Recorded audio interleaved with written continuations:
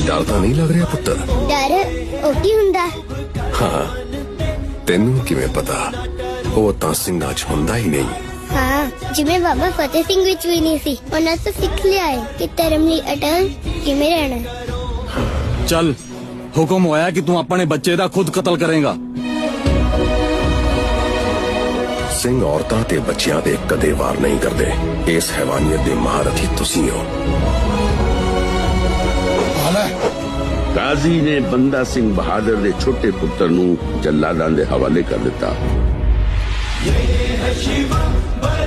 ਬੰਦਾ ਸਿੰਘ ਨੇ ਉਹਦੀ ਲਾਲ ਦਸਤਾਰ ਨੂੰ ਚੁੰਮਿਆ ਤੇ ਬਾਲ ਦੇ ਕੰਨਾਂ ਵਿੱਚ ਵਾਹਿਗੁਰੂ ਜੀ ਦੀ ਫਤਿਹ ਆਖੀ। ਪੁੱਤਰ ਦੇ ਮੂੰਹ ਵੱਲ ਤੱਕਿਆ ਤੇ ਨਿਰਭੈ ਹੋਣ ਲਈ ਆਖਿਆ।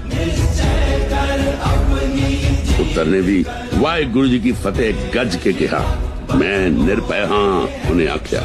बाल वाहेगुरु जी की फतेह